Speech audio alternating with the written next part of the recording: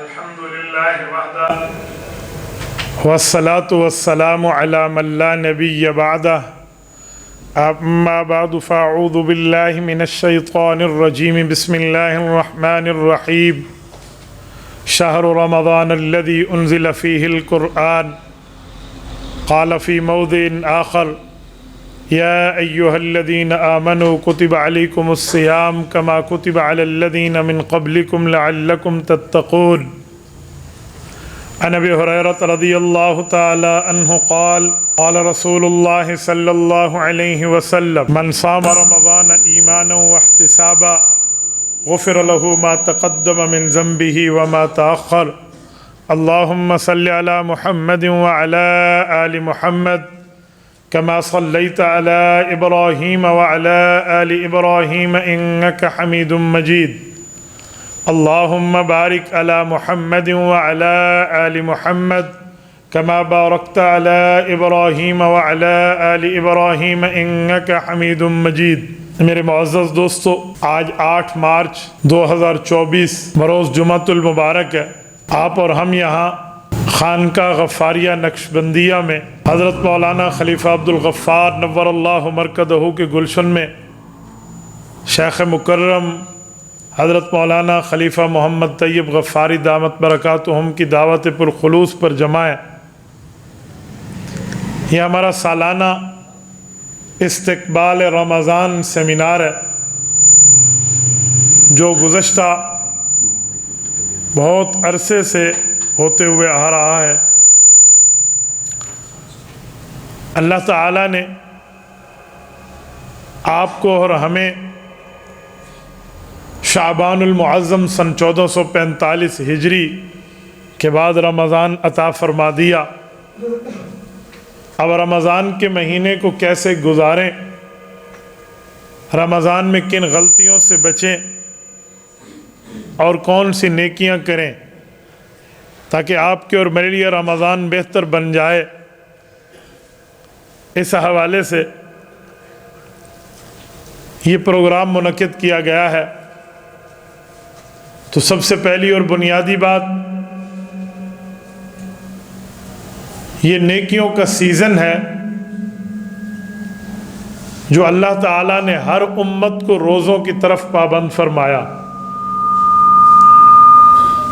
امت محمدیہ اور پچھلی امتوں کے روزوں میں ایک فرق ہے کہ پورا سال جو کام کر کے وہ ثواب لیتے تھے، آپ اور ہم وہ ثواب ایک مہینے میں لے لیتے ہیں۔ پچھلی امت کے جو روزے تھے وہ ہر اسلامی مہینے کی 13، 14، 15 جسے ہم ایام بیض کہتے ہیں، ان تاریخوں میں ہوتے تھے۔ لیکن اللہ تعالیٰ نے کرم کیا امت محمدیہ پر کہ حضور اقدس صلی اللہ علیہ وآلہ وسلم کو رب کریم نے یہ رمضان المبارک کے روزے اکٹھے عطا فرما دیا۔ اللہ جل شانہ ہمارے ساتھ اتنے کرم کا معاملہ فرما رہے ہیں کہ جو ایک مہینے کے روزے ہمیں دیے تو اس کے ساتھ 6 روزے شوال کے بھی دیے۔ تو جس نے رمضان کے روزے رکھے بطور فرض اور شوال کے روزے رکھے بطور نفل 6 روزے، تو حدیث میں کان کصیام الدہر، اس نے پورے سال کا روزہ رکھا۔ تو اب 36 روزے پورا سال کیسے بنتے ہیں؟ قرآن کریم میں رب نے وعدہ کیا ہے کہ آپ ایک نیکی کریں گے تو اللہ جل شانہ آپ کو 10 نیکیوں کے برابر ثواب عطا فرمائیں گے۔ تو یہ 36 روزے 10 سے ضرب دیں تو 360 بنتا ہے، اور قمری سال کے دن بھی 360 ہوتے ہیں۔ تو یہ 36 روزے پورے سال کے روزوں کا ثواب ہے۔ تو جو پچھلی امت کے لوگ وقفے وقفے سے ثواب حاصل کرتے تھے، اللہ تعالیٰ نے آپ کو اور ہمیں وہ ثواب ایک مہینے میں عطا فرما دیا۔ اور میرے دوستو، رب کریم نے آپ کے اور میرے لیے یہاں تک فرما دیا جس کو میں کہوں کہ اس جیسا مقام اور مرتبہ آپ کو اور مجھے دوسروں مہینوں میں نہیں ملتا، وہ نبی پاک صلی اللہ علیہ وآلہ وسلم کی وجہ سے ہے۔ مثلا دیکھیں رمضان المبارک میں ہمارے نبی پاک علیہ الصلوۃ والسلام نے ہمیں ایک بات کی ترغیب دی ہے. وہ ترغیب یہ ہے کہ اے لوگو، آپ رمضان المبارک یوں گزارو جیسے تمہارا اللہ اور تمہارا نبی چاہتا ہے. کعب بن عجرہ رضی اللہ عنہ کی ایک تفصیلی حدیث میں ہے کہ جبرائیل امین تشریف لائے اور انہوں نے آ کر عرض کیا، اے اللہ کے رسول، اللہ فرماتے ہیں اس آدمی کا تو ککھ بھی نہ بچے نیکیوں کے لحاظ سے جس پہ رمضان آئے اور وہ اللہ کو راضی نہ کر سکے. تو حضور پاک نے فرمایا، جبرائیل مجھے اس دعا پر آمین ہے. تو آپ اور ہم اس بات کو ذرا غور سے سوچ لیں کہ ہم رمضان المبارک کو اگر غفلت میں گزار دیں تو ہمارا حشر کیا ہونا ہے. اور میرے ساتھیوں، اللہ تعالیٰ نے آپ کو اور ہمیں اس حد تک متمتع فرمایا ہے کہ نبی پاک صلی اللہ علیہ وآلہ وسلم کی وجہ سے، ہمارے نبی پاک علیہ الصلوۃ والسلام کی وجہ سے اللہ نے تراویح جیسی نماز آپ کے اور ہمارے اوپر فرض نہیں کی، لیکن سنت ضرور رکھی ہے. نبی پاک صلی اللہ علیہ وسلم کا طریقہ ضرور رکھا ہے. اگر ہم اس چیز سے فائدہ اٹھا لیں تو ہمیں بڑا ثواب ملے گا. میں آپ کو سمجھانے کے لیے ایک حدیث سناتا ہوں. حدیث پاک میں ہے کہ جس وقت رمضان شروع ہو شیطان گرفتار ہو جاتا ہے. تو لوگ سوال کرتے ہیں کہ جب شیطان گرفتار ہو رہا ہے تو پھر بھی شیطانیاں شروع ہیں، لوگوں میں لڑائی فساد شروع رہتی ہے، دھنگا شروع رہتا ہے، یا اس طرح کی کوئی نہ کوئی ایکٹیویٹی جو شیطانی ہے وہ کیوں جاری رہتی ہے؟ تو علماء اس کی مثال دیتے ہیں کہ 11 مہینے شیطان سے یاری لگا کے رکھی تو اس یاری کا اثر ہے. اجی وہ کیسے؟ کہا جیسے سائیکل کو سٹینڈ پہ لگائیں، پیڈل گھمائیں تو ویل گھومتا ہے، پیڈل چھوڑ دیں ویل پھر بھی ویل گھومتا ہے. تو اگر ویلوں کو روکنا ہے تو بریک لگا دو. کہا اب شیطانی ختم کرنی ہے، شیطان گرفتار ہے تو گناہوں کی بریک لگا دو، تو پھر آپ کا معاملہ ٹھیک ہو جائے گا. حدیث پاک میں ہے، نبی پاک صلی اللہ علیہ وسلم نے تعلیم دیتے ہوئے فرمایا کہ اے لوگو، یہ ایسا مہینہ ہے، قد اظلکم شہر عظیم مبارک، فرمایا یہ اللہ نے عظمت والا مہینہ بھی دیا ہے، برکت والا مہینہ بھی دیا ہے، بڑا مہینہ بھی دیا ہے. اور فرمایا فیہ لیلۃ خیر من الف شہر، اس میں ایک رات کی عبادت ایسی ہے جسے شب قدر کہتے ہیں، گویا تم 84 سال کی عبادت کا ثواب لے رہے ہو. خیر من الف شہر، 1000 مہینہ اس سے بہتر عبادت. تو 1000 مہینہ 84 سال بنتے ہیں، کیونکہ ایک سال کے 12 مہینے ہیں، 1000 مہینے کے 84 سال بنتے ہیں. پون صدی سے بھی زائد کا وقت ایک رات میں اللہ جل شانہ آپ کو اور ہمیں عطا فرما دیں گے. میں کسی زمانے کی بات کر رہا ہوں، یہ حدیث پاک ہم نے پڑھی تو ایک شخص نے کہا کہ ایک رات میں اتنی بڑی نیکی کا ثواب کیوں مل جاتا ہے؟ تو میں پرانے زمانے کی بتا رہا ہوں، جب یہ ٹچ موبائل نہیں تھا. اس زمانے میں ان کے پاس موبائل تھا جس موبائل کو ہم کہتے تھے ٹائپنگ والا موبائل. 1100 نوکیا کا موبائل تھا. وہ بندہ اس پر سانپ والی گیم کھیل رہا تھا، تو ایسے ایسے سانپ چل رہا تھا تو وہ سانپ ایک چیز کو ڈستا 1 نمبر، پھر دستا 2 نمبر، یوں ملتے. لیکن اس دوران بونس ملتا تھا. بونس کا مطلب یہ تھا ایک بڑی چیز آ کے سامنے ٹھہر جاتی چند سیکنڈز کے لیے، اگر فوراً اس کے اوپر حملہ کر کے اسے مار دیا جاتا تو انرجی بڑھ جاتی، نمبرنگ بڑھ جاتے. تو ہمارے استاد جی نے اسے سمجھایا کہ بھئی ایک سانپ پہ 1 نمبر ہے، یہ اس چھوٹی سی چیز پر 20-50 نمبر کیوں ہیں؟ انہوں نے کہا یہ بونس ہے. تو فرمایا اللہ نے بھی رمضان میں شب قدر ہمیں بطور بونس عطا فرمائی ہے کہ اس ایک رات کا ثواب 1000 مہینہ اور 84 سال کی عبادت کا ثواب ہے. تو میرے ساتھیوں، اللہ تعالیٰ نے ہمیں اس میں اتنا بڑا انعام دیا. اچھا، پھر شب قدر یہ رمضان کے آخری عشرے میں ہے، پہلے میں نہیں ہے، دوسرے میں نہیں ہے، آخری میں ہے. اس کی 2 وجہ ہیں. آخری میں ایک وجہ تو یہ ہے کہ جاتے جاتے رب کریم کی رحمت کا فیضان عام ہوتا ہے. دوسری وجہ اعتکاف ہے کہ اعتکاف والے ساتھی معتکف بنے اور یہاں بیٹھے اور شب قدر کی تلاش کریں.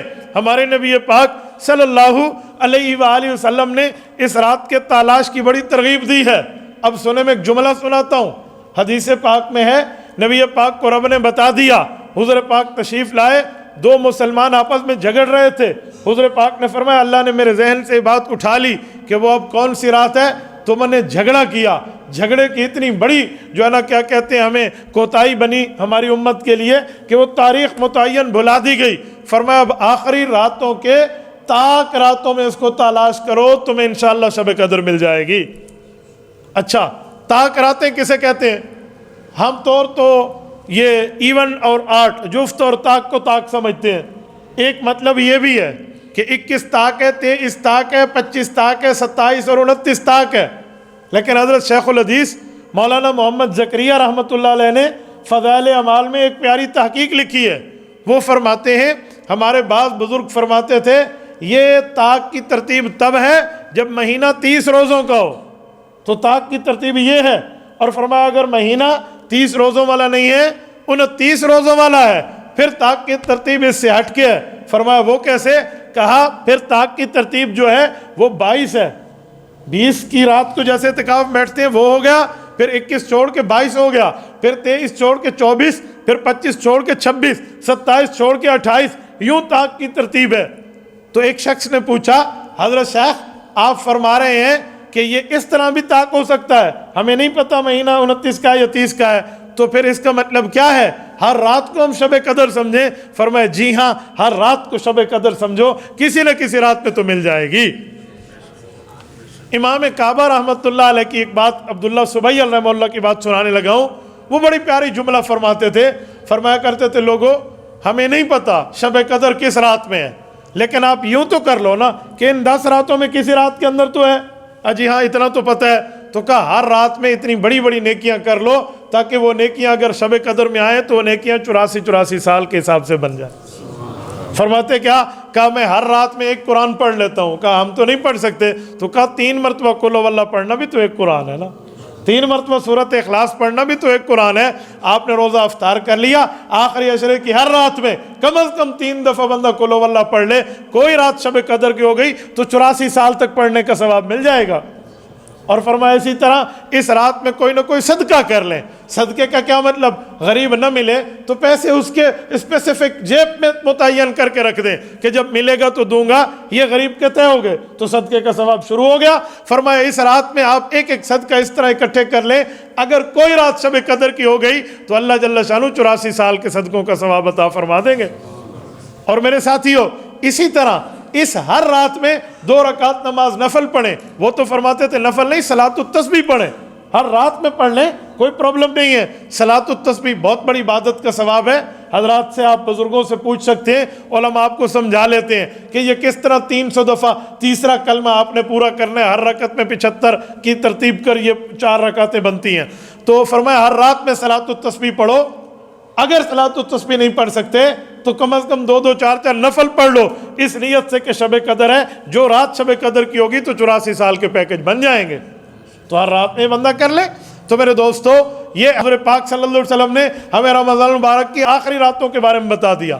اچھا حدیث پاک میں حضور نے فرمایا ھذا شہر اولہ رحمت اوسطہ مغفرۃ آخرہ عتق من النار۔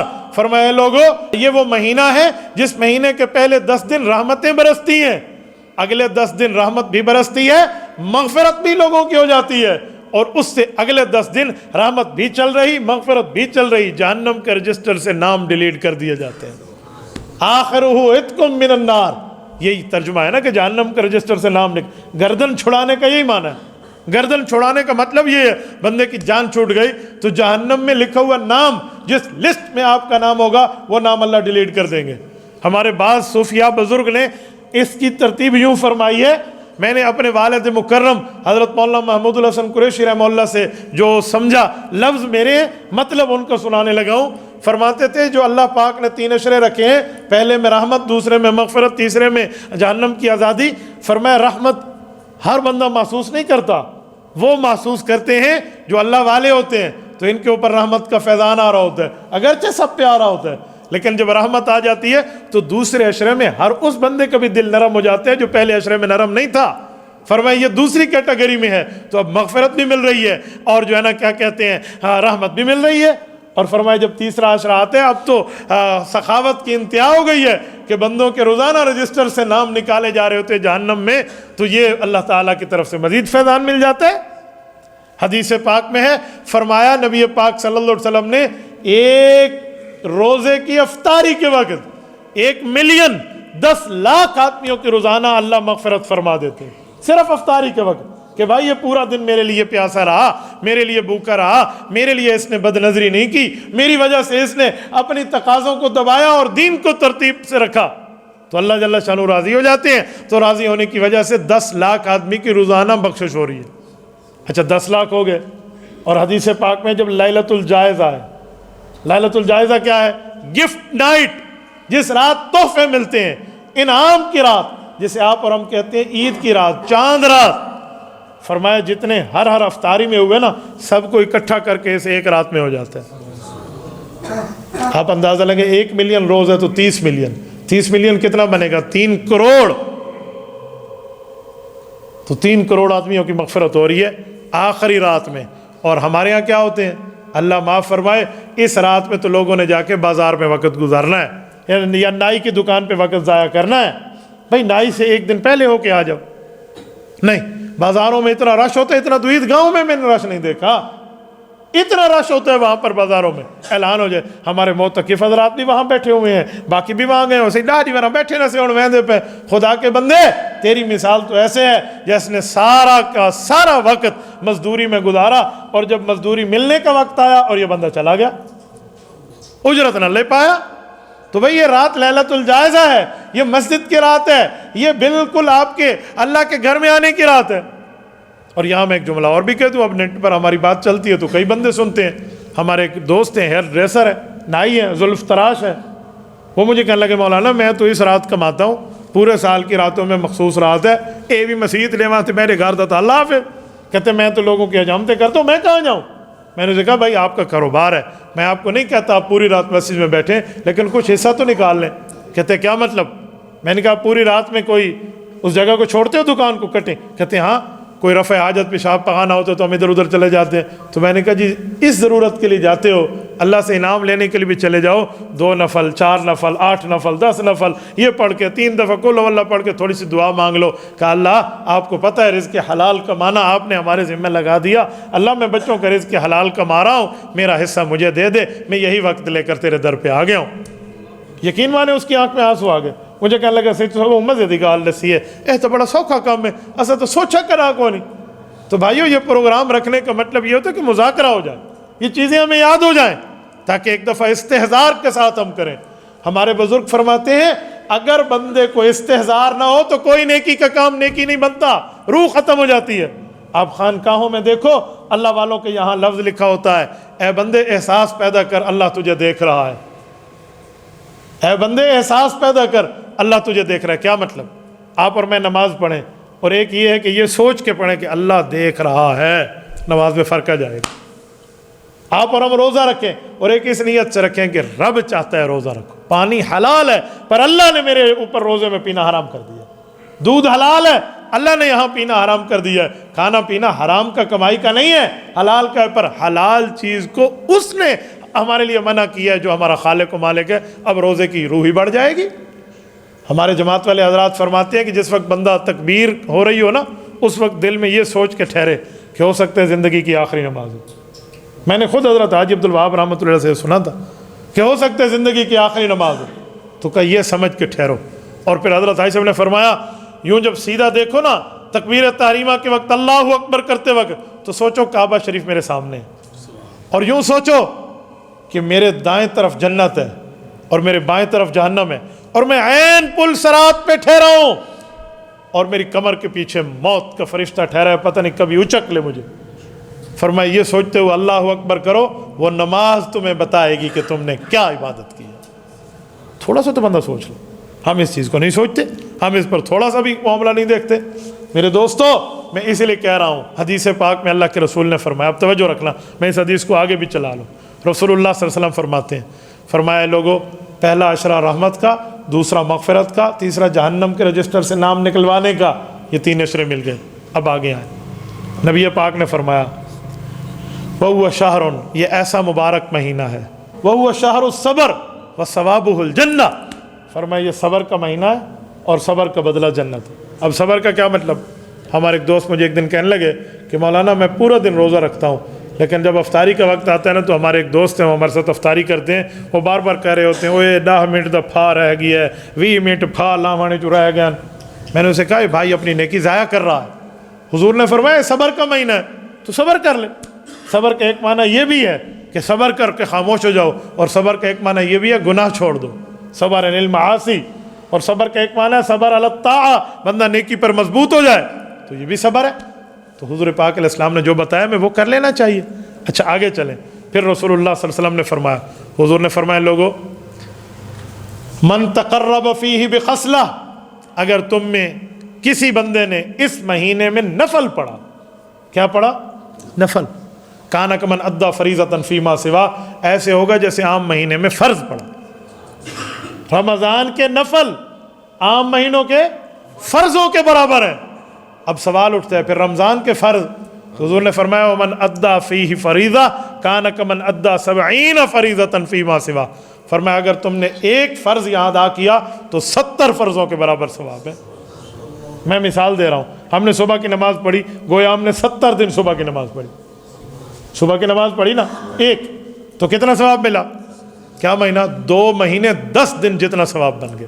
70 دن تو 2 مہینے 10 دن بنتے ہیں نا، 30 60 2 مہینے 10 دن اوپر کر لیں تو ایک نماز 70 دنوں کی نماز کے برابر، 2 مہینے 10 دن کے برابر، کتنا بڑا ثواب ہے۔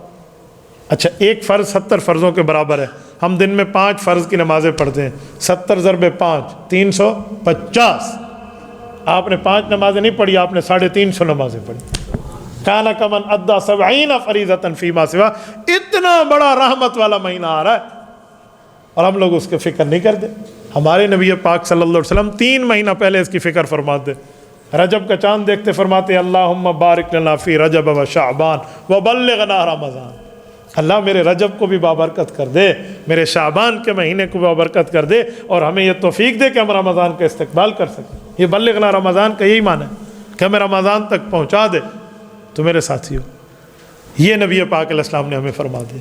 اب اللہ معاف فرمائے، اگر ہم لوگ اس میں فرض بھی چھوڑ بیٹھے، نفل تو دور رہا، تو کتنی بڑی بد نصیبی کی بات ہے، کتنی بڑی بد نصیبی کی بات۔ سونے میں ایک جملہ مزید کہنے لگا ہوں کہ ابھی اللہ تعالیٰ نے ذہن میں ڈالا ہے، آپ اور ہم چاہتے ہیں نا کہ ہمارے فرضوں کی کمی پوری ہو جائے، تو اس مہینوں میں نفلوں کی کثرت کر لو، کیونکہ اس مہینہ میں نفل فرض کے برابر ہے، فرضوں کی کمی اللہ پورا فرما دے۔ اس مہینے کے نفل فرض کے برابر ہے نا، تو نفلوں کی اس میں کثرت شروع کر لیں، نہ تہجد چھوٹے، نہ اشراق چھوٹے، نہ چاش چھوٹے، نہ اوابین چھوٹے۔ تحیۃ المسجد بھی چل رہی، تحیۃ الوضو بھی چل رہا، اور صلاۃ التوبہ بھی چل رہی۔ میں ایک بہت بڑے آدمی کی بات آپ کو کرنے لگا ہوں، ہمارے خانقاہ کے بزرگ ہیں، انہوں نے مجھے ایک دفعہ کہا کہ مولانا میرا ایک تجربہ ہے، میں آپ سے اپنا تجربہ شیئر کرتا ہوں۔ میں بات میں سمجھا، وہ مجھے سمجھا رہے تھے، وہ کہنے لگے کہ جب بھی میں اپنی نیکیوں میں سستی دیکھتا ہوں نا، کہ میری کئی نیکیوں میں سستی ہو گئی ہے، تو میں 2 رکعت نماز نفل، کبھی 4 رکعت، کبھی جتنا زیادہ ہو سکے یہ پڑھ کے، یا قرآن پاک پورا پڑھ کے، یا قرآن کا کچھ حصہ پڑھ کے، یا کچھ صورتیں پڑھ کے حضور علیہ الصلوۃ والسلام کی خدمت میں ایصال ثواب کر دیتا ہوں۔ تو فرمایا اس کے بعد میری نیکیوں کی ہائی اسپیڈ ہو جاتی ہے، ہائی اسپیڈ، جو چھپی ہوئی تھا نا اسپیڈ، وہ ہائی ہو گئی۔ آپ اور ہم اس بات پہ کبھی غور کرتے ہیں؟ ہمارے لوگ سمجھتے ہیں حضور کو ایصال ثواب کرنے کا کیا فائدہ، ان پہ تو قرآن خود اترا ہے۔ حالانکہ جس پر قرآن خود اترا ہے اس کو پڑھ کے آپ ثواب بھیج دو، کتنی بڑا اجر کا کام ہے۔ ہمارے ایک دوست ہیں، کعبہ شریف گئے، کعبہ شریف میں وہ کہنے لگے کہ میں نے جب پہلا عمرہ کیا نا، تو میں نے پہلے عمرے کا ثواب اللہ کے رسول کو بھیج دیا۔ اور وہ بندہ مجھے بتانے لگا کہ حضرت میں قسم اٹھاؤں تو میں حانس نہیں ہوں کہ لوگوں کے حج اتنے بابرکت شاید ہوں جتنا میرے عمرے بابرکت ہو گئے۔ ہر قدم پر اللہ تعالیٰ کی طرف سے آسانیاں، ہر قدم پہ اللہ تعالیٰ کی طرف سے کرم نوازیاں شروع۔ تو ہم روزانہ کی بنیاد پہ 2 نفر رسول اللہ کو پڑھ کے بھیجیں، ثواب بھی ہے اور ہمارے کام کا معاملہ بھی ٹھیک ہو جائے گا، تو ہماری نیکیوں میں اضافہ ہو جائے گا، ہماری نیکیوں کی سپیڈ بھی بڑھ جائے گی۔ اور اسی طرح تو ہے کہ ایک مرتبہ حضرت ابی بن کعب کو اللہ کے رسول صلی اللہ علیہ وسلم نے فرمایا کہ ابی قرآن پڑھو، مجھے سناؤ، میرے اللہ نے فرمایا میں ابی سے قرآن سنوں۔ تو حضرت ابی رونے لگے، یا رسول اللہ سمانی، فرمایا نام اللہ سماک، کہ اللہ نے میرا نام لیا؟ فرمایا جی اللہ نے آپ کا نام لیا۔ تو آپ مجھے بتائیں جس پہ قرآن اترا اس کو قرآن پڑھ کے سنایا جا سکتا ہے، تو جو نماز لے کر آیا اسے نماز پڑھ کے ہدیہ اعمال کیوں نہیں ہو سکتا؟ تو اس پہ قدردانی ہوتی ہے، تو یہ کر لیں تو فرضوں میں کمی پوری ہو جائے گی۔ آگے آئیے، حضور پاک علیہ الصلوۃ والسلام نے فرمایا لوگو یہ وہ مہینہ ہے جس مہینے میں اللہ تعالیٰ کی طرف سے انعاز، اعزاز، اکرام کیا ہے؟ اب توجہ رکھنا، میں ایک اعزاز شروع کرنے لگا۔ فرمایا من فطر فیہ صائما، جس آدمی نے کسی بندے کا روزہ افطار کرا دیا، کان عتق رقبتہ من النار، اللہ پاک اس بندے کو روزے کی افطاری کے بدلے میں جہنم سے آزادی عطا فرمائے۔ ہمارے ہاں افطاری کو لوگوں نے مذاق سمجھ رکھا ہے۔ میں اس دن ایک جگہ تھا تو مجھے ایک دوست نے دکھایا کہ ہمارے گروپ میں ایک دوسرے سے بات چل رہی ہے کہ رمضان آ رہا ہے، کون کون افطاری کرائے گا؟ میں نے کہا جو ڈیمانڈ کرتے افطاری کی آپ کہہ دیں ہاں، کیونکہ افطاری پر تو جنت ملتی ہے۔ لوگوں نے مذاق بنا رکھا ہے تاکہ دوسرے کو تنگ کریں۔ یہ مذاق کی بات نہیں ہوتی، یہ ٹھٹھا کی بات نہیں ہے، یہ استہزاء کا معاملہ نہیں ہے، یہ عبادات ہے۔ اور میرے ساتھیوں، جب نبی پاک نے جملہ فرمایا نا تو ایک صحابی کھڑے ہوئے انتہائی غریب تھے، ان کی حالت معاشی لیول کی حضور پاک خود بھی جانتے تھے کہ بہت غریب آدمی۔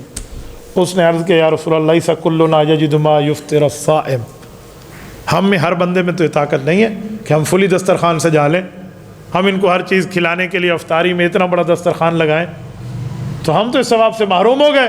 حضور پاک نے فرمایا اللہ کریم ہے اور کرم سے کوئی محروم نہیں ہوتا۔ میرے صحابی یؤتی اللہ ھذا الثواب علی تمرۃ او شربۃ ماء او مزقۃ لبن، فرمایا اللہ کے بندے ایک کھجور دینے کی طاقت رکھتے ہو؟ کہ رسول اللہ کیوں نہیں؟ فرمایا تو ایک کھجور اخلاص سے کسی کو افطاری کے لیے دے دے، ایک پانی کا گھونٹ دے دے، گلاس نہیں، شربۃ ماء پانی کا گھونٹ، او مزقۃ لبن یا لسی کا ایک گھونٹ پلا دے، جو اس زمانے میں نبی پاک کے سامنے موجود ہے۔ حضور پاک نے مثال دی، فرمایا پھر بھی اللہ تجھے جہنم سے آزادی کا پروانہ دے دے گا۔ تو آپ مجھے بتائیں ہم اس پر کیوں آگے عمل کیوں نہیں کرتے؟ اس پر تو بہتر ہے، اور کچھ نہ ہونا آپ نہیں کرا سکتے افطاریاں تو آپ کوئی ایک بوری لے لیں کھجور کے، اس کی کیا نام ہے کھجور کی یا چھواروں کی، یہ آپ مختلف جگہ تقسیم کر دیں تو یہ ثواب میں شامل ہوں گے۔ پانی پلانے میں بھی ہم شامل ہیں، ہم خود مرد بھی ہو سکتے ہیں، عورتیں بھی ہیں۔ عورتیں ہمارا دن سارا دن گھر میں ہمارے لیے چولہے پہ ٹھہر کے گرمی میں آگ پہ ٹھہر کے کھانا پکاتی ہیں، اور شام کو ہم کیا کہہ رہے ہوتے ہیں ایندے لون گھٹ ایندے مرچاں تیز پتہ کو نہیں لگتی بھی، تو ہم اس پہ روب جھاڑنے کے لیے بیٹھے ہیں۔ ہمیں شرم کرنی چاہیے، ہمیں ساتھ تعاون کرنا چاہیے کہ بھائی آج پانی کے کولر میں رکھ دیتا ہوں، آج ٹھنڈا پانی میں رکھ دوں، گلاس بھر کے میں پلا دوں، آدھا کام تم نے کیا آدھا ہم کر لیں۔ ایسا کچھ بھی نہیں ہے۔ عرب میں نے عرب کے معاشرے میں چیز دیکھی ہے، میں حیران ہو گیا۔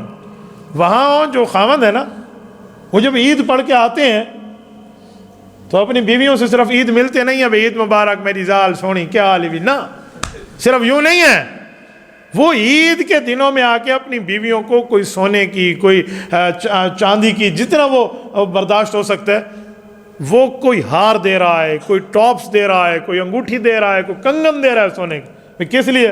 اس نے ہمیں سحری میں جگایا، افطاری میں ہمارے لیے کھانا پکایا۔ جی ہاں، اشارے پاسے اللہ ہمیں تانبے دی بڑھا کے نہیں دیتے، ہلیں دے والی پورا مہینہ پٹھے کھانے پکا کے نہیں دی رہی ہے۔ یہ ناشکری کی باتیں، یہ ناشکری کی چیزیں ہیں بھائیو، یہ کام نہ کریں، اس پہ تو پوری ترتیب رکھیں۔ آپ اور ہم سیویاں کھا کے برتن خالی واپس کرتے ہیں۔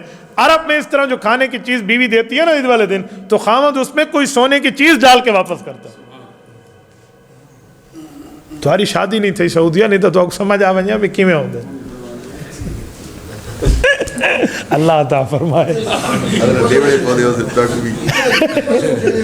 حضرت کچھ بھی دے دے بندہ، اپنی حیثیت سے دے دے، اور نہیں تو آپ 10,000 روپے پاکستانی رکھ لو، جتنا بندہ رکھ سکتا ہے، کچھ تو بندہ رکھ لے۔ تو یہ چیزیں یہ مراد نہیں ہے رکھ لو، مراد ہے احساس پیدا ہو کہ دیکھو اپنی گھر والی کے ساتھ، اپنی بیٹی کے ساتھ، اپنی بہن کے ساتھ، بیوی کے ساتھ، اماں کے ساتھ بندہ غمخواری کا معاملہ کرے۔ اچھا، آگے نبی پاک علیہ السلام نے فرمایا وَهُوَ شَهْرُ الْمُوَاسَاةِ، اے لوگو یہ غمخواری کا مہینہ ہے۔ ہمارے حضرت شیخ تشریف فرمایا، میں ان کی دعا سے اس کے 2 ترجمے آپ کے سامنے رکھتا ہوں۔ لفظی ترجمہ ہے غمخواری کا مہینہ ہے، تو غمخواری کے 2 مطلب عرض کیا دیتا ہوں۔ غمخواری کا ایک مطلب یہ ہے جسے ہم اردو میں کہتے ہیں کہ ایک بندہ اس کو ملا، اس نے اس کی مدد کی کہ اس کے غم یہ کھا گیا، یعنی ساری خوشیاں اس کو دے دیں۔ دوسرا غمخواری کا مطلب یہ ہے کہ خواری خوردن سے نکلا ہے، خوردن بھی کھانے کو کہتے ہیں کہ جو چیز ہم کھاتے ہیں اس کا اثر پورے جسم میں آتا ہے، تو ہمیں چاہیے اپنے پورے جسم کے اعضاء کے ساتھ اپنے بھائی کی مددگاری میں لگ جائیں۔ اگر میرے گھر میں دسترخوان پہ 10 کھانے پکتے ہیں تو کون سی موت پڑے گی کہ میں اپنے 10 کے بجائے 8 یا 7 اپنے پاس رکھ لوں، 2-3 پڑوسیوں کو دے دوں، ساتھ والوں کو دے دوں، کیا ہو جائے گا؟ یہ غمخواری ہے۔ ہمارے یہاں یہ چیز نہیں ہے، تو یہ غمخواری کی بات۔ حدیث پاک میں اللہ کے رسول نے فرمایا جب شوربے والا سالن پکا رہے ہو پانی تھوڑا زیادہ ڈال دو۔ فرمایا کیوں؟ کہا 3 آدمی کے بجائے 5 بھی کھا سکتے ہیں۔ 5 کے بجائے 6 بھی کھا سکتے ہیں، تو بندہ ساتھ والے کا خیال تو کرے نا۔ آپ کو پتہ ہے کتنا خیال آتا تھا؟ حضرت شیخ زکریہ رحمہ اللہ نے حکایت صحابہ میں ذکر فرمایا کہ ایک صحابی نے اگر بکرا ذبح کیا تو اس نے سری ساتھ والے کو دی، اور انہوں نے کہا جی الحمدللہ ہمارے پاس تو ہے، ہدیہ آ گیا، اس کو ثواب مل گیا، ہم بھی ثواب کا ہم دوسرے کو دے دیں۔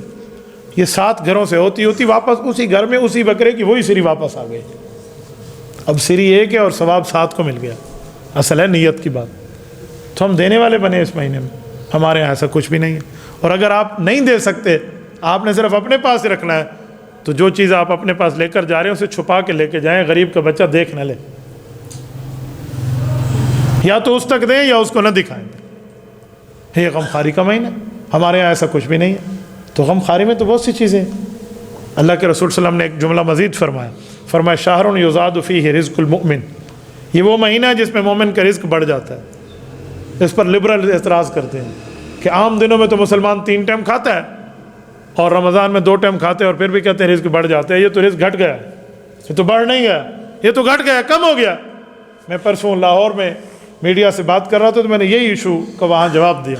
میں نے کہا رزق بڑھ گیا ہے، کیونکہ تمہارے یہاں رزق کا ایک ہی معنی ہے کہ نوالا کھاؤ۔ شریعت میں رزق کے کئی معنی ہیں۔ ایک بندے کی قسمت خراب ہو، اچھی ہو جائے، اسے بھی رزق کہتے ہیں۔ ایک بندے کو رب اولاد دے دے، اسے بھی رزق کہتے ہیں۔ ایک بندے کو رب حرام سے نکال کے حلال کی طرف آئے، اسے بھی رزق کہتے ہیں۔ بدبخت دوستوں سے نکال کے خوشبخت ساتھیوں میں لائے، اسے بھی رزق کہتے ہیں۔ اور جو دعائیں اس کی قبول ہوتی رہ گئی تھیں، مانگی ہوئی پینڈنگ ٹھہری ہیں، اللہ اس کے حق میں وہ قبول فرما لے، اسے بھی رزق کہتے ہیں۔ تو شہر یزاد فیہ رزق المؤمن۔ اب رہا یہ مسئلہ کہ ہم 2 ٹائم کھاتے ہیں، 3 ٹائم کھاتے تھے تو اب رزق گھٹ گیا ہے، نہیں پھر بھی بڑھ گیا۔ کیوں؟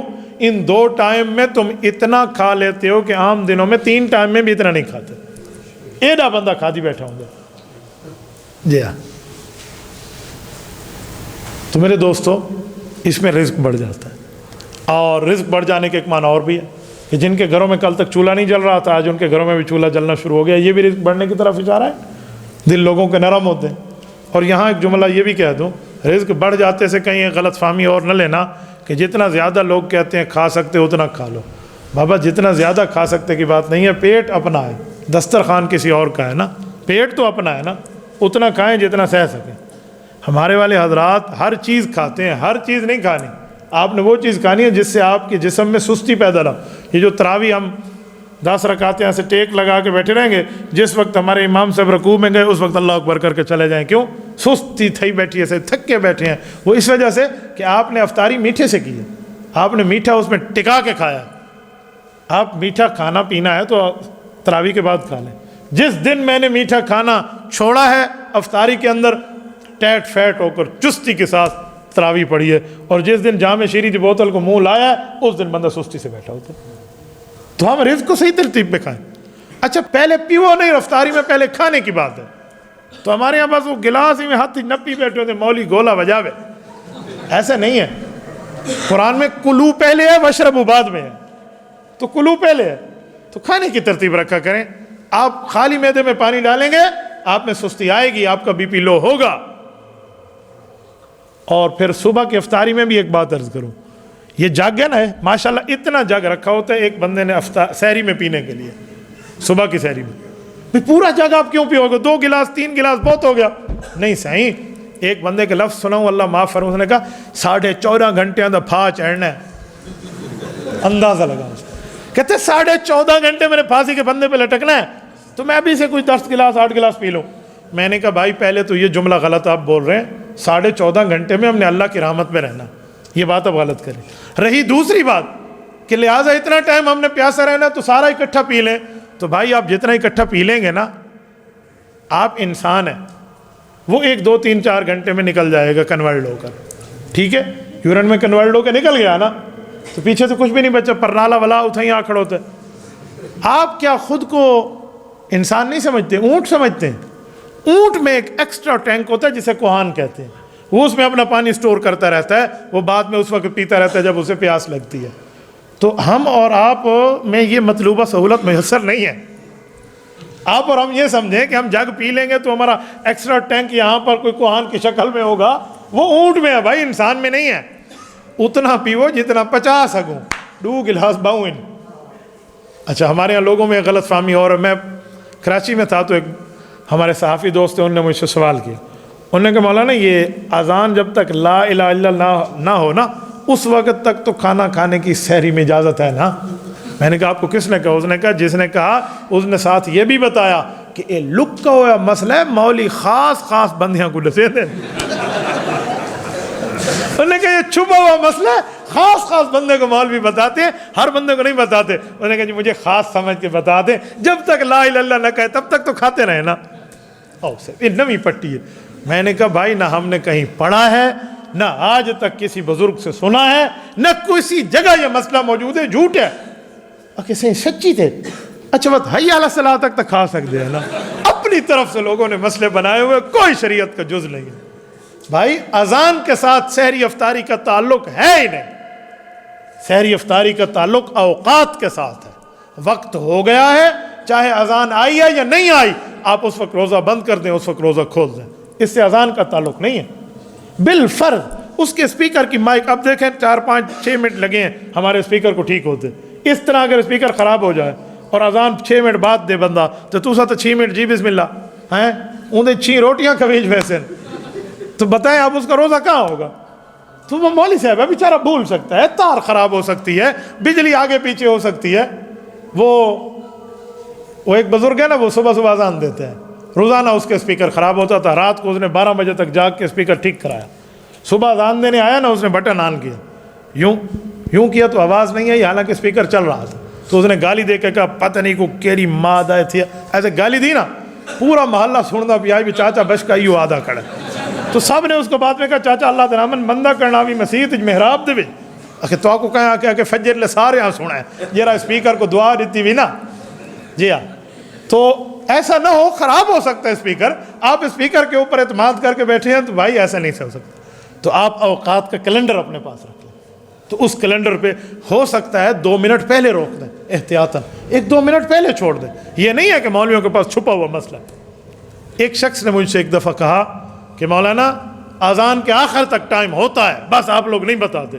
میں نے کہا ٹھیک ہے، اذان کے آخر تک ہوتا ہے ٹائم؟ کہتے ہیں ہاں۔ تو میں نے کہا پھر جب شام والی اذان آتی ہے تو فوراً کیوں کھول لیتے؟ وہ بھی لا الہ الا اللہ پہ کھولنا ہے نا، اس وقت تو پہلا اللہ اکبر ٹائم ہے، اور اب پہلا اللہ اس وقت پہلے اللہ اکبر پہ شروع ہو سکتا ہے، صبح کے پہلے اللہ اکبر پہ ختم کیوں نہیں ہو سکتا؟ بھائی آپ وہ بڑے کھڑے ہوتے ہیں، اندروں لوگ حقیقت میں ایسے سمجھتے ہیں کہ اے مولی قسم مسئلے لکائی پہ ہوندن، اپنے بالاں کو لسیندن، خاص شاگرداں کو لسیندن، یا کہیں کو نہیں لسیندے۔ اللہ کے لیے ہم بات کر رہے ہیں، ہمارے پاس ایسے چھپے ہوئے مسئلے کوئی نہیں ہیں۔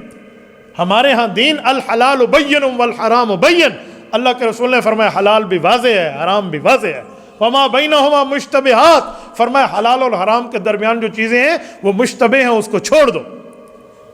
تو ایسا کچھ بھی نہیں، ہم نہ تقیے والے ہیں نہ ہم کوئی چھپانے والے ہیں کہ ایسا بھی کوئی لکا مسئلہ اپنے کو لکی پہ ہوں، ایسا کچھ بھی نہیں ہے۔ تو میرے دوستو یہ ہے رمضان المبارک میں تو ہم اس طرح سحری افطاری میں دوسرے کی غم خواری کریں، تو یہ کریں تو بہت بہتر۔ آگے آئیں، نبی پاک علیہ السلام کا ایک اور فرمان، حضور پاک علیہ السلام نے فرمایا میرے صحابہ 4 چیزوں کی اس میں کثرت کرو، 2 چیزیں پڑھنے کی ہے، 2 مانگنے کی ہے۔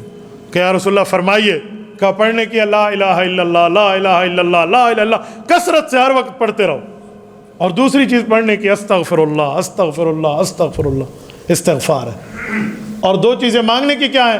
فرمایا جنت مانگو، جہنم سے پناہ مانگو، فَتَسْأَلُونَ اللَّهَ الْجَنَّةَ وَتَعُوذُونَ بِهِ مِنَ النَّارِ، جہنم سے پناہ مانگو، جنت کی دعا مانگو۔ یہ ہمارے نبی پاک علیہ السلام نے ہمیں تعلیم دی۔ اور پھر فرمایا وَمَنْ سَقَى صَائِمًا، فرمایا جس نے روزہ دار کو پانی پلا لیا، جیسے میں کہہ رہا تھا نا گھر میں پانی ہم پلا لیں، ہم رکھ لیں، کولر رکھ لیں، گلاس رکھ لیں، جگ رکھ لیں، تو اس میں ہمارے نبی نے کیا فرمایا اس کا اجر کیا ہوگا جو دوسرے کو پانی پلائے گا؟ فرمایا اس کا اجر یہ ہوگا سقاہ اللہ من حوضی شربتا لا یظمأ فیہ حتی یدخل الجنہ، اللہ تعالی جب اس کو میرے حوض کوثر سے پانی کا جام دلائیں گے، 50,000 سال کا ایک دن ہوگا قیامت کا، اس کو جنت جاتے تک دوبارہ پیاس نہیں لگے۔ میرے دوستو تو اس طرح بندہ کرے۔ اور ساتھیوں میں ایک جملہ مزید عرض کرتا ہوں، رمضان المبارک پہ روزے تقویٰ کے لیے ہیں۔ ہمارے یہاں لوگ کہتے ہیں اگر میں صرف سحری افطاری کروں، نماز نہ پڑھوں، تراویح نہ پڑھوں تو روزہ ہو جائے گا۔ میں کہتا ہوں بھائیو روزہ تو ہو جائے گا لیکن روزے دی ماں بہن ہک تھی پئی ہو سی، سارا ثواب ختم ہو جائے گا۔ بھائیو روزہ رکھتے ہیں لعلکم تتقون کہ تقوی ملے، تم نے نمازیں بھی نہیں پڑھنی، تراویح بھی نہیں پڑھنی، اللہ رسول بھی نہیں کرنا، تو خالی پھر حدیث میں ہے نا کہ بجوز اس بندے کے بھوکا رہنے کے پھر کچھ بھی نہیں ہے اس کے پاس۔ تو میرے دوستو اسی لیے ساتھ یہ چلائیں۔ اور کچھ لوگ ایک اور بات پوچھتے ہیں، کہتے ہیں مولانا اگر ہم تراویح نہ پڑھیں تو روزہ ہو جائے گا؟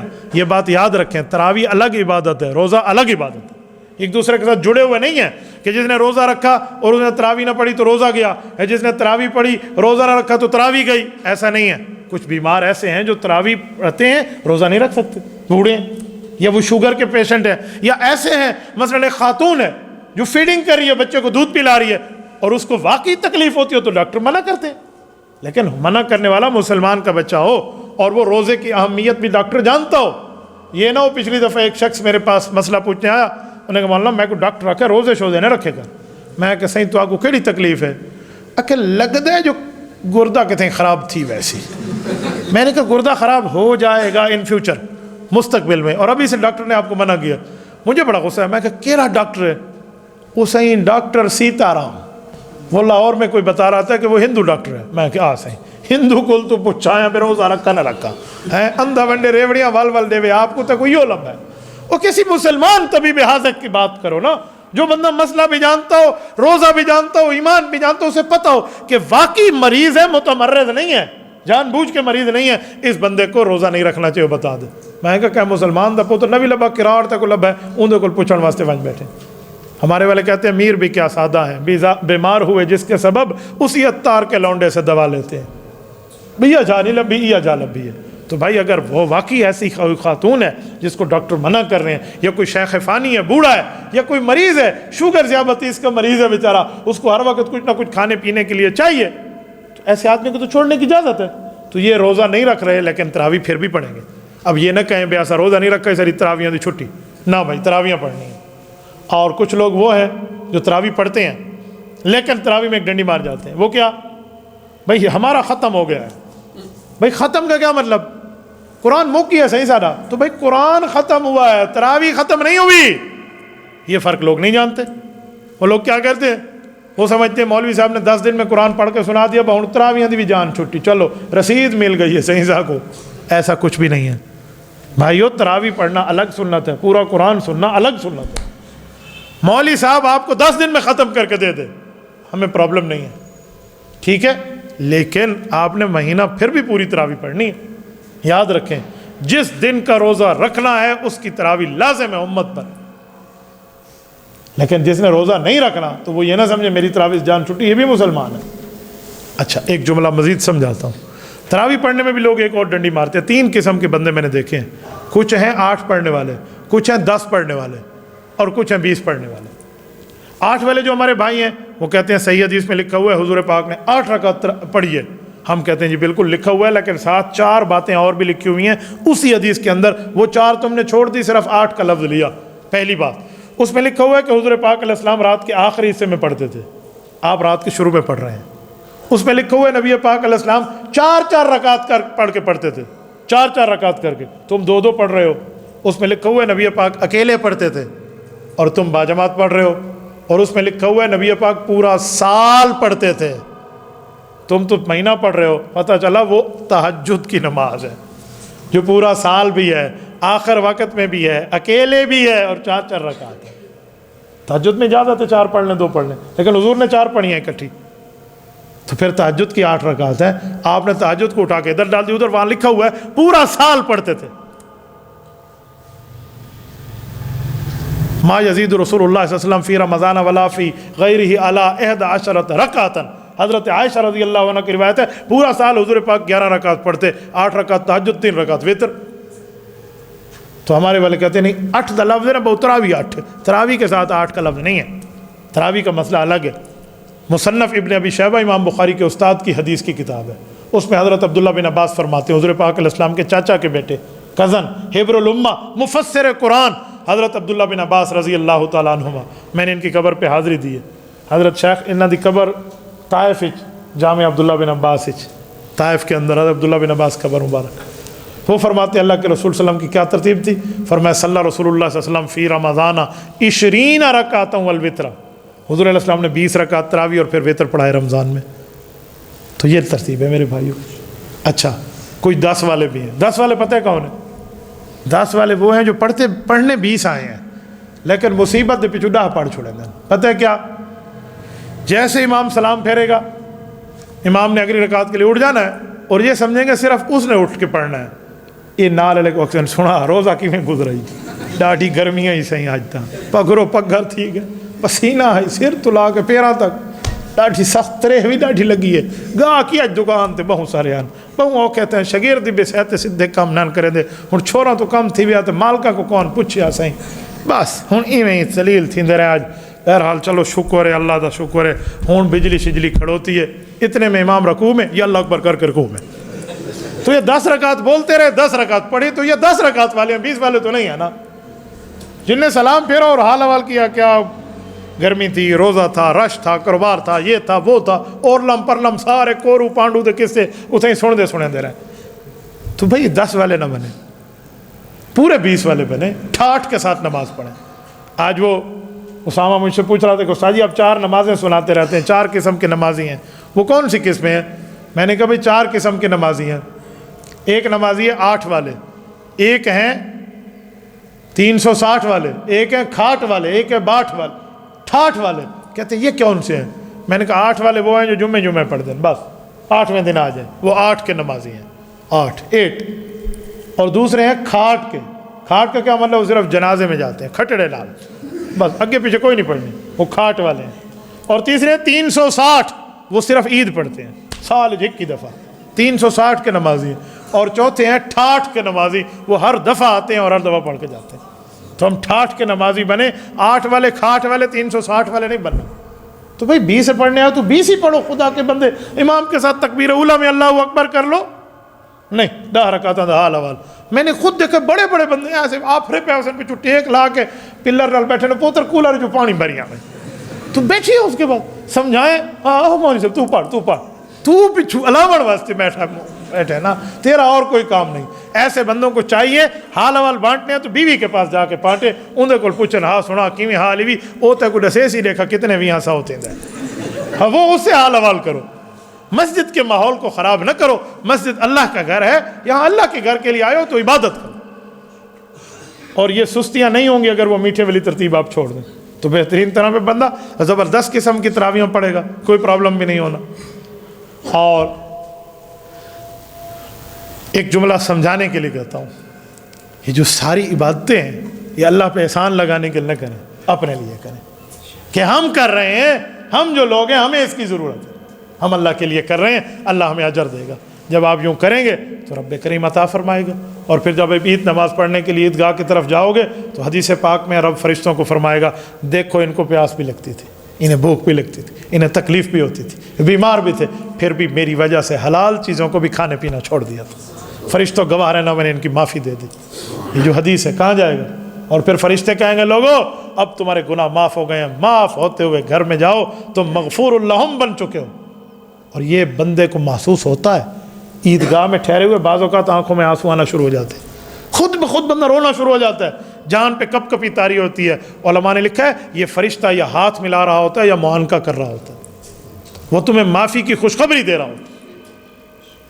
تو اس بندے کی عید ہوتی ہے جس نے رمضان اللہ کے لیے گزارا۔ لیس العید لمن لبس الجدید انما العید لمن خاف الوعید۔ فرمایا نئے کپڑے پہننے کا نام عید نہیں ہے، اللہ کی بات سے ڈر جانے کا نام عید ہے۔ تو بس یوں ہوگا نا، پھر جس کو عید کی خوشی وہ ہوتی ہے نا، وہ خوشی لاکھوں کروڑوں روپے لگا کر بھی نہیں ملتی جو اس وقت بندے کو مل رہی ہوتی ہے۔ جی میں اللہ آنکھ ہے صحیح مہینہ اویں گزارا سا یہ ہوتا ہے۔ تو میرے دوستو اگر اس طرح پوری زندگی رمضان کی طرح گزار لیں تو ہماری موت کی خوشخبری عید بن کے آئے گی پھر، ٹھیک ہے۔ تو میرے دوستو یہ بابرکت مہینہ ہے، بہترین مہینہ ہے، نیکیوں کا سیزن ہے، اس میں جتنا ہو سکے بندہ اللہ تعالی شانہ کے لیے عبادات میں اپنے آپ کو لگا کے رکھے، کریں گے انشاءاللہ۔ جزاکم اللہ تعالی۔ اقول قولی ھذا واستغفر اللہ وآخر دعوانا ان الحمد للہ رب العالمین۔